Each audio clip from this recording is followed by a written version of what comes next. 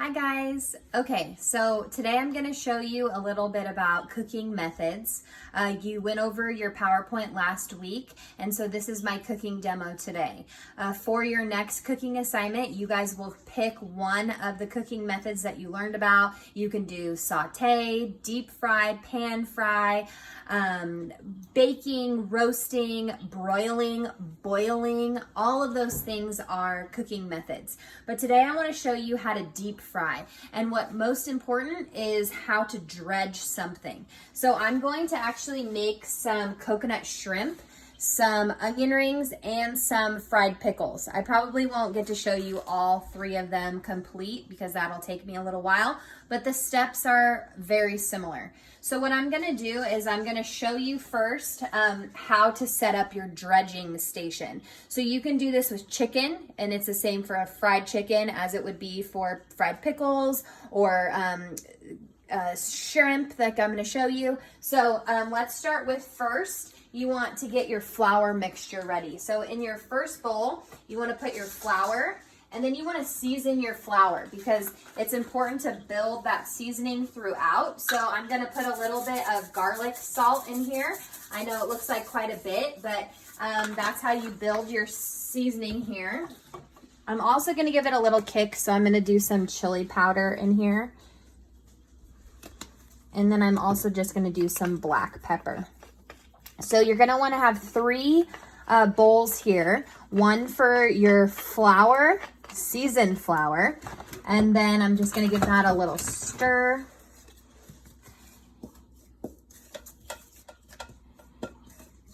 And I like to make sure that I can see the seasoning throughout. So I'm actually going to give it a tiny bit more here.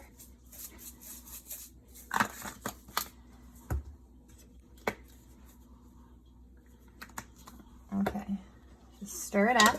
And then I'm going to move on to my next bowl, which is going to be my eggs. So since I know that I'm going to be doing a large batch, because I'm going to be doing coconut shrimp, pickles, and onion rings, I'm making quite a bit of dredge. If you're just going to choose one thing, maybe you're going to just do some chicken breasts and do fried chicken, you wouldn't do as much as I'm doing. And you would want to follow an exact recipe. But like I said, I'm going to be doing quite a bit here, so I'm making a larger batch. So I got all my eggs in here. I got a couple shells, sorry about that. And then I'm going to put my milk.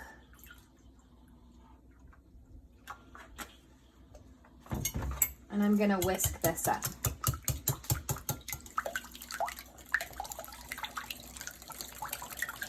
Okay.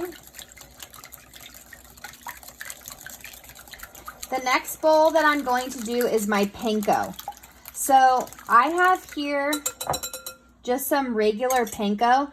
Say that you didn't have your traditional panko. You could use crackers. So you could use Ritz crackers. You could use saltine crackers. Really any type of crackers would work. You just have to mash them up so that they would be very fine, like you can see here.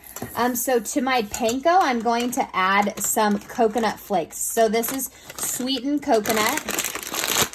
So I'm going to add that straight into my panko.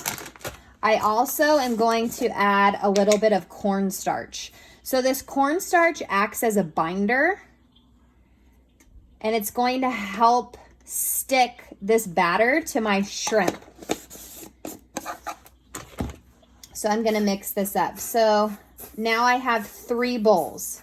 So you would do the same if you were doing fried chicken, if you were doing pickles, if you were doing anything like that. You'll always have 3 bowls. One first is your flour, then is your egg mixture, and then is your crust. So here I have panko and coconut flakes with a little bit of cornstarch. Okay, so I have already peeled my shrimp here. I left the tails on because it's pretty. So I'm just going to start my dredging process with my shrimp. I want to talk a little bit about my oil here that I already have going. What I used was some vegetable oil, but you could use canola oil. Going back to our warm up and how oils have different smoke points, you wouldn't want to use olive oil, and we know that because it will burn. So you want to choose an oil that has a good moderate smoke point so that you don't burn your product. So going back to my dredging, so what I'm going to do is I'm going to take my shrimp and I'm going to put them in my first bowl here. So I'm going to coat them with a little bit of flour. Then I'm going to dip it into my egg mixture. And then I'm going to coat it with my panko and coconut flakes. Really stick it on there. Don't just drop it in. I like to push it on to the shrimp so that I know that it's really getting nice and coated. If you were doing chicken, you could always double dip your chicken, which would give it an even nicer crust there.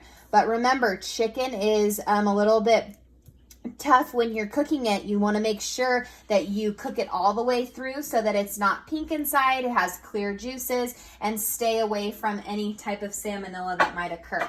So I'm just going to show you real quick. So I have my shrimp. It's nice and coated here. I'm going to put it into my oil. If you see that your oil is smoking, then it is too hot and you do not want to fry. Sometimes you'll see it shimmer a little bit on the top. That's what you want. You'll know that your oil is ready if it's starting to shimmer. If it's smoking, do not put it in. It's going to burn your product. So if I test it a little bit and I see that it's sizzling, this is perfect, and I'm going to drop my shrimp in there. So I know this is only going to take a little bit. It should float to the top. While it's going, I'm actually going to just do a couple more here. So I'm getting it nice and coated with my flour, and then I'm going to dip it into my egg, and then right here, boom, into the panko and coconut. And I'm really going to get that nice and coated. So remember too, when you're frying stuff, this is deep frying, and I'm completely submerging my food in the oil. If I only had a little bit of oil, just a tiny bit, and I was putting some maybe chicken breasts in here or something, that would be pan frying. But completely submerging your food into hot oil is deep frying. And we can really deep fry anything. Remember, you can dredge, like I said, pickles or any type of food, really you can deep fry. So be creative if you want to do this cooking method for this cooking lab. So I'm going to let my shrimp go. And I could do a couple more here and drop them in. Make sure you know which ones you put in first. I know this guy, he's over here, and he's probably going to float to the top in a second. But my oil is perfect. So I'm going to let those go. And I have a slotted spoon. And this is important to use too, because when I go to take my shrimp out, I can pick it up and all of the grease will just fall right out. I have right here my prepared pan with some paper towels here so that it could soak up my oils so that my shrimp stay nice and crispy. So these go quick. Only a few minutes. It shouldn't take very long at all. You want to see them turn that nice golden brown. And this would be the same type of thing if you were doing fried chicken. It would just take a lot longer, right? Because chicken is thicker. It's poultry. It's not fish. You need to make sure that you're cooking it completely. So you can check your shrimps here. Look at how beautiful that is. It's almost ready. And as soon as it's done, I'll take it out and I'll put it onto my paper towels here to get off some of that oils. And then I'm just going to show you quickly how to do the onion rings.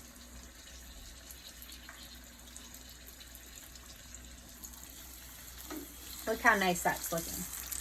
Very beautiful. All right, so this one's done. I'll put this one over here. This one probably just needs about a minute or so, and that'll give me enough time to cut my onion. So over here, what I'm going to do is I'm just going to cut this off, take off that outer peel. I'm keeping it in a circle. I'm not cutting it halfway through because I want that ring, like for an onion ring. So we know that onions are in layers, so I'm just going to take off that top layer so it's nice and even all the way around.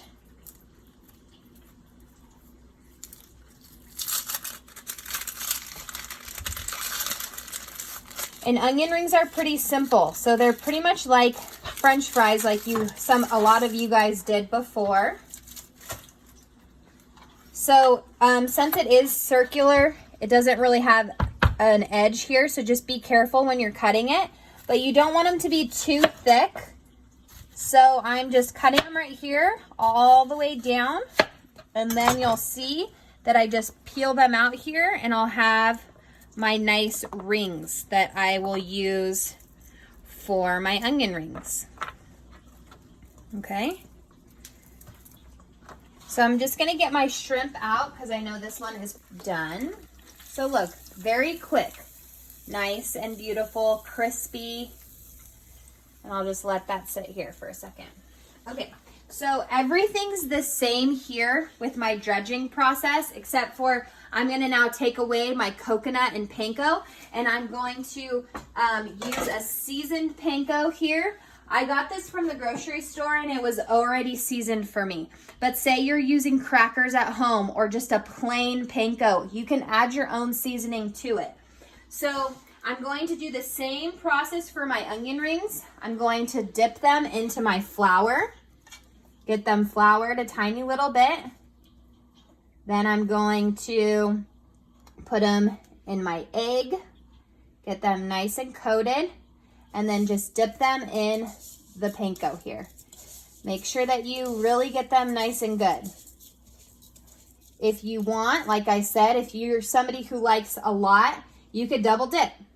You can go back around for another round to get them really nice and extra coated if you like them very crispy. And you could do this with fried chicken too, if that's something that you want to do.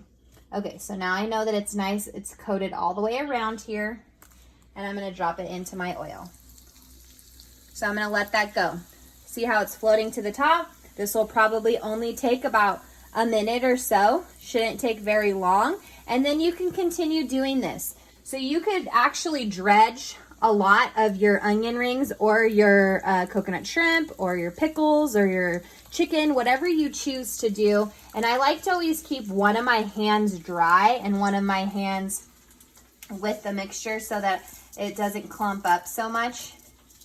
But I like to double dip them so that they get a nice coating. And be creative. If you guys have chips even or something like that that you want to use at home as your dredge, the options are really endless. When you're doing some savory food like this, creating new things is always fun. Okay, so I'll let that go. And I can see here that this one, so with the onion rings, you do need to flip them halfway through. And you would do that too with fried chicken. You'd want to get both sides nice and crispy. So I'll let those go. And I just want to let you know that it is your preference on what cooking method you want to use. If you have never done something and you want to try and experiment, maybe stir frying or braising or like I talked to you guys about, barbecuing, all of these things are wonderful cooking methods that you have at your own home. So think about what you want to do, get your ingredients out of your pantry and your fridge, and really have fun with this. The cooking methods are really endless. It's just whatever method you want for your ending product.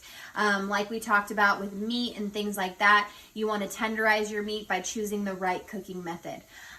So I'm going to let this go, and I'll show you really quickly my beautiful onion rings before we go here. Sorry, they're getting a little stuck together.